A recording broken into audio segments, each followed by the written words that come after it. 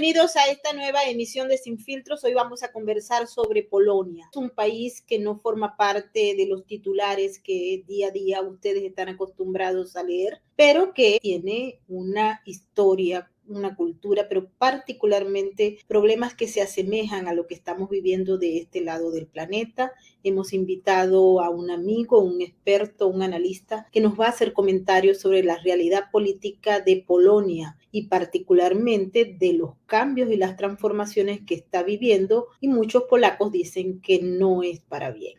Antes de darle la bienvenida a nuestro invitado, quiero saludar a toda la gente que hasta ahora se une a nuestras diversas plataformas. Un saludo muy especial a nuestros amigos de Distrito TV en España y a todos los miembros de nuestro canal de YouTube, Sin Filtros y Sin Censura, al igual que todos los que patrocinan tanto Rumble como nuestra cuenta de patreon.com/Venezuela Política, Realidades Sin Filtros, y por supuesto a todos los que están a esta hora activados en el superchat de YouTube y en todas nuestras plataformas y redes sociales. Bienvenido Antonio Jiménez, analista político, nos atiende desde Polonia. Mil gracias. Maybord, muchas gracias por la invitación y muchas gracias por este momento.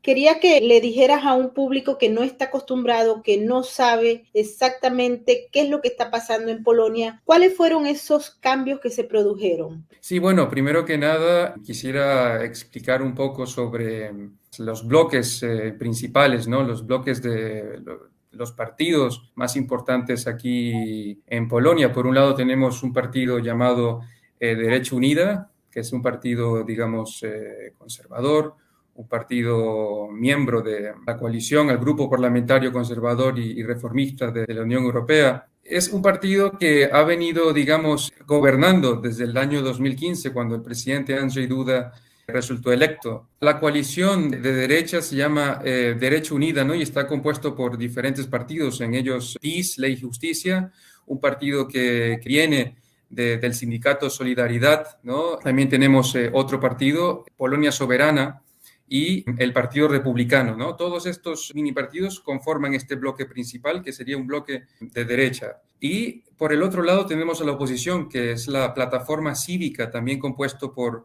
partidos, los Verdes, por ejemplo. Este partido se puede relacionar un poco al Partido Popular Europeo, ¿no? En cuestiones ideológicas y de economía liberal también. Tenemos un tercer partido que sería la tercera vía, ¿no? La tercera vía para estas elecciones hizo coalición con el Partido de Campesinos, también un partido muy importante desde el año 2000 aquí en Polonia.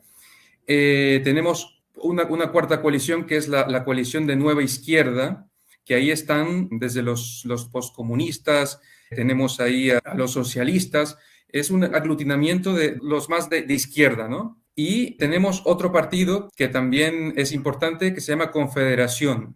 Sí. La palabra confederacia para los polacos es histórica, ya que se viene de los tiempos cuando la nobleza no estaba de acuerdo con la autoridad y se rebelaba, ¿no? Se llamaban la Confederación. Así que ese partido, digamos, es el más de derecha que hay. Es antiaborto igual que PiS, pero también antivacunas y es más, digamos, al extremo, ¿no? Entonces, el partido Ley y Justicia o esta coalición Derecha Unida gobernó desde el 2015 hasta diciembre del año pasado, 2023, porque las elecciones, digamos, del 15 de octubre fue el partido ganador, obtuvieron alrededor de 35% de los votos, pero la oposición se unió, ¿no? Los partidos que anteriormente te mencioné, la Plataforma Cívica, los Verdes, Polonia 2050, el Partido de los Campesinos y la Nueva Izquierda, formaron una coalición que tiene mayoría en el Parlamento. Es importante mencionar que el Parlamento polaco es bicameral, ¿no? Tiene una cámara baja con 460 escaños y el Parlamento como tal, pues, tiene 100 escaños, ¿no? Entonces, cuando esta oposición se une, tienen más escaños y tienen incluso más votos de la mayoría absoluta. Por lo que el partido ganador, que fue Derecha Unida, pudo nominar al primer ministro, nominaron otra vez a Mateusz Morawiecki, que fue el último primer ministro de Derecha Unida. Es algo constitucional. Cuando el partido ganador, valga redundancia, la mayor cantidad de votos, el presidente nomina a un primer ministro. Y ese fue el caso. Hubo un gobierno provisional después de las elecciones de Derecha Unida, pero duró hasta el 13 de diciembre, ya que el 13 de diciembre fue el día donde se celebró la primera sesión del Parlamento con la nueva mayoría, totalmente diferente al año pasado, ¿no? Ya la mayoría, digamos, centroizquierdista, ¿no? Aumentaron los ministerios, se creó un ministerio de la igualdad por primera vez, como en España, como el gobierno socialista de Sánchez, se fraccionó el Ministerio de Educación, el Ministerio de Ciencias y Educación, se crean más ministerios y se ponen, digamos, en ministerios claves como el Ministerio de Cultura, Ministerio de Justicia, a poscomunistas, comunistas, personas que habían tenido puestos importantes durante la Polonia comunista, ¿no? Desde 1945 hasta 1989, y esta gente vuelve al poder, ¿no? Encabezado por Donald Tusk. Donald Tusk es el líder de la plataforma cívica, un gran amigo de Ursula von der Leyen, de la Comisión Europea, pues para ellos esto le quedó, digamos, como anillo en el dedo, ¿no? Ellos asumieron el poder, como lo dije, el 13 de diciembre, ¿no? 13-15 de diciembre. Y desde la semana número 1, Maybord, han roto la constitución de una manera que los polacos no se lo imaginaban. El 20-21 de diciembre asaltaron la televisión pública, la prensa polaca, la radio polaca, cambiaron el Ministerio de Cultura, relevó a los directores de un día para el otro, sacó al personal, a los periodistas que estaban ahí, y de una vez mandó a la policía a la sede, ¿no?, de la televisión pública. Y mira, por primera vez que lo veo fue en Venezuela, me acuerdo, cuando Chávez no le renovó la concesión a RCTV, que el canal quedó negro, ¿no? O sea, mientras se veía en la televisión el canal negro, ¿no? En Polonia pasó exactamente lo mismo el 21 de diciembre. En plena transmisión, el canal cayó, ¿no? Entonces, desde la primera semana, el nuevo gobierno, esta nueva coalición, una coalición que tienen, digamos, casi todo diferente. Lo único que tienen en común es el odio al gobierno de derechas, a la derecha unida, ¿no? Eso es lo único que tienen en común. Así que, por ejemplo, el líder de la tercera vía es Hołownia, ¿no? Un político, digamos, se hizo conocido en los últimos años porque creó ese partido con el nombre Tercera Vía. La gente, digamos, quería algo diferente a lo que ya estaba un poco cansada de, digamos, de la derecha unida y la plataforma cívica. Entonces mucha gente votó a la Tercera Vía para ver qué solución y qué programa, ¿no?, ofrecían a los polacos. Pero la gente que votó a Tercera Vía ve que sigue el mismo plan de Donald Tusk, la misma, digamos, el mismo programa de la plataforma cívica, ¿no? Y hay mucha gente descontenta.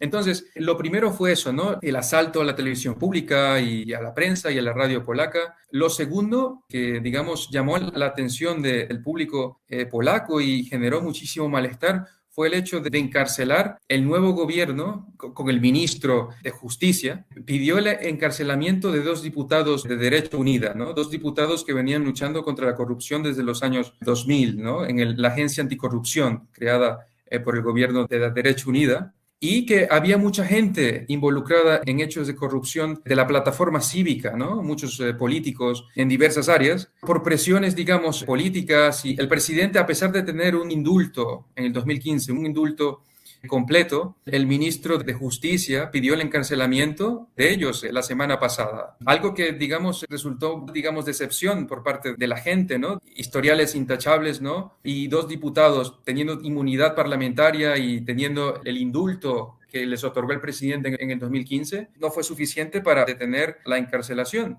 Y otra cosa, la encarcelación, o como los agarraron, no puede pasar por alto. El presidente sabía que estaban detrás de ellos, ¿no? Y ese mismo día, eso fue la semana pasada, los invitó como huéspedes al Palacio Presidencial en Varsovia, ¿sí? Y en eso que el presidente, bueno, los recibió, pero el presidente tenía una reunión con el líder opositora de Bielorrusia, tuvo que salir del Palacio Presidencial para esta reunión. El nuevo gobierno encabezado por Donald Tusk envió a los policías al Palacio Presidencial para que los encarcelaran de una vez, ¿no? Entonces la policía irrumpió al Palacio Presidencial llevándose a estos 2 diputados de Derecha Unida, que uno se encuentra haciendo huelga de hambre desde el primer día de su encarcelamiento, analizando la historia desde la Tercera República de Polonia, desde 1989, ¿no? Cuando Polonia ya no es parte de la Polonia comunista, ¿no? La Polonia libre. Estamos hablando de los primeros presos políticos desde esa fecha, desde ese año, desde 1989, ¿sí? Entonces, Polonia, digamos que vive momentos muy turbulentos, Maybord. No hay Estado de Derecho, se hacen, digamos, atropellos a la Constitución, cosa que los polacos incluso subestimó, no pensaban que iban a ser capaces de tanto, ¿sabes? Antonio, hay un elemento clave dentro de lo que vemos nosotros en Polonia. Hemos tenido oportunidad de ir varias veces en los últimos años. Hemos visto un proceso de transformación, Antonio, pero esa versión de la Polonia nueva, de esa que está cambiando, de esa que se está arrastrando hacia el progresismo, se vende muy bien en los medios de comunicación. Hemos revisado varios cables de agencias de prensa donde dice, por ejemplo, que los diputados fueron arrestados, pero era que el presidente les había dado el indulto antes de que se conociera la sentencia, o que venían arrastrando una serie de vicios y por eso era necesario ponerlos tras la reja. En todo caso, hay una discusión en estos momentos, y tú bien lo has planteado, sobre la inmunidad parlamentaria y sobre la aplicación del Estado de Derecho en una Polonia que atraía justamente por el crecimiento y la fortaleza que se estaba dando desde el punto de vista institucional. Sí, exactamente, Maybord. Y te digo que el papel, digamos, de los medios es muy importante. En este caso, un hecho importante del por qué la derecha unida, digamos, no obtuvo el número suficiente de votos. Te digo que en el 2015, el actual primer ministro creó una ley, ¿no?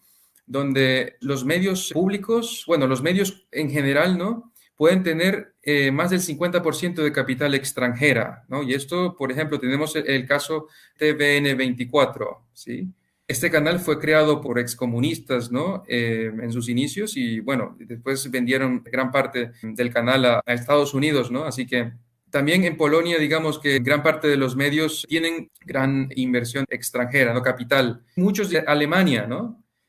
Y esto fue una campaña de desprestigio, una campaña de desacreditación al gobierno pasado, ¿no? De Derecha Unida, y fue uno de los motivos por los cuales, digamos, se vieron tan desacreditados, ¿no? Polonia en los últimos 8 años creció de manera increíble, ¿no? La economía va en buen ritmo, Polonia es uno de los países más seguros de la Unión Europea, está en contra de la inmigración ilegal.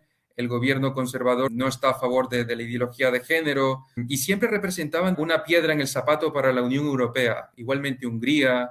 Entonces, ahora que tenemos un nuevo gobierno que sigue la agenda de la Unión Europea, la agenda globalista, la agenda de destrucción, la agenda de la ideología de género, de las fronteras abiertas, van a cambiar muchas cosas en Polonia, pero yo creo que los polacos harán algo, ¿no? Porque los polacos son personas, bueno, una historia sumamente difícil, ¿no? Los polacos han luchado por su libertad durante casi todas sus historias, ¿no? Así que yo creo que cuando las cosas sigan yendo por el mal camino, los polacos no aguantarán esto y saldrán a las calles como lo hicieron el 11 de enero. Se convocó una marcha grandísima en Varsovia y asistió más de 350.000 personas de todos los rincones de Polonia y una marcha pacífica, una marcha pacífica. A mí me preocupa, Antonio, el hecho de que las políticas de esa Agenda 2030, políticas que ya han tocado varios países de Europa, muchas buscan, por ejemplo, hacer un proceso de transformación en el agro y en el campo. Estamos viendo lo que está ocurriendo en estos momentos en Alemania, vimos lo que pasó en los Países Bajos. Tememos que en Polonia vayan a aplicar una ley que vaya directamente en contra de los intereses de los productores del campo. Quisiera escuchar tu opinión sobre este tema porque es muy importante. Tristemente, eso se reproduce en muchos países, incluyendo los de América Latina y aquí mismo en Estados Unidos. Sí, efectivamente, Maybord, vemos que los alemanes, ¿no? Están abriendo los ojos, especialmente los campesinos, ¿no? Que ven que esta Agenda 2030 va en contra de los intereses de los campesinos, impuestos altísimos para los fertilizantes, emisiones de dióxido de carbono, ¿sabes? Cosas que van en contra del europeo que hace vida en un país de estos. Muy bueno que tocas este tema porque leí en las noticias, la nueva ministra de Clima hizo un acuerdo hoy por la mañana con la Unión Europea para reducir un 90% las emisiones de carbono hasta el 2040. El gobierno anterior había hecho un convenio, trató de negociar esto, pero un 45 o un 50%, ¿no? Para el 2040, pero hoy la posición, digamos, de esta coalición de globalistas, 90%, reducir las emisiones de carbono es 90%, lo que significa los agricultores que van a producir, que estas cosas en Polonia ya se están formando, ¿no? Y no dudo que una semana o 2 semanas y los agricultores aquí en Polonia también saldrán a protestar por sus derechos. Y en otro orden de ideas, Antonio, ¿cómo va en estos momentos el tema de los refugiados ucranianos? Sí, bueno, Mibor, desde el día de hoy tenemos más de 6 millones de ucranianos aquí en Polonia. Y si hablamos del panorama internacional de la Unión Europea, ¿no? Polonia, un país xenófobo, un país que no acepta inmigrantes, un país, todo lo malo en contra de Polonia por no ajustarse a la agenda globalista, ¿no? Por estos 8 años la marginizaban y hablaban mal de ellos. Y esta guerra en Ucrania fue como un foco o sea, para la Unión Europea y para la gente, ¿no? Ahí se le cayó la careta a la Unión Europea de que Polonia era un país para los polacos, un país que no aceptaba inmigrantes. Ahí se le cayó la careta y mira, Polonia desde el día 1 abrió las puertas para estos ucranianos que huían de la guerra, ¿sabes? La solidaridad fue inmensa. Y bueno, los ucranianos que están aquí, los niños van a las escuelas, hay cursos de polaco para los niños, para los adultos, hay oportunidades de trabajo para ellos. Sí, hay alrededor de 6 millones hoy en día de ucranianos aquí. Y bueno, la mayoría, yo hablo con ellos a veces, aquí en Lublin hay muchísimos y ellos quieren regresar a casa una vez que la guerra termine. La mayoría quiere regresar a su casa. Me consta, nosotros hemos tenido la oportunidad de conversar tanto en Polonia como en otros países del área y los ucranianos sueñan con volver a su casa Sí. una vez que concluya la guerra. Antonio, quiero Sí. agradecerte por tu tiempo y por habernos puesto al tanto de lo que está pasando en Polonia. Estamos un poco preocupados por el futuro, porque si caen bastiones como Polonia, eso le haría muchísimo daño a la lucha que tenemos muchos por mantenernos libres. Sí, exactamente. Polonia no se dará por vencida. Yo estoy seguro, conociendo la historia de Polonia y conociendo, viviendo aquí 8 años, yo estoy seguro que los polacos harán algo, harán algo. Cuando vean sus libertades robadas, cuando vean que esta coalición excomunistas y de verdes sigan quebrantando la ley y quebrantando el Estado de Derecho, los polacos saldrán y lucharán por sus libertades, por la democracia. Mil gracias, Antonio. Gracias a ti, Maybord. Gracias. Y quiero agradecerle a toda la gente que nos ha acompañado en esta emisión donde aprendimos un poco de Polonia, un país encantador con personas, con una sociedad maravillosa y que en estos momentos está siendo tocada por esa vara oscura de la agenda globalista y de estas fuerzas que pretenden cambiar nuestro modo de vida. Nos despedimos hasta la próxima emisión.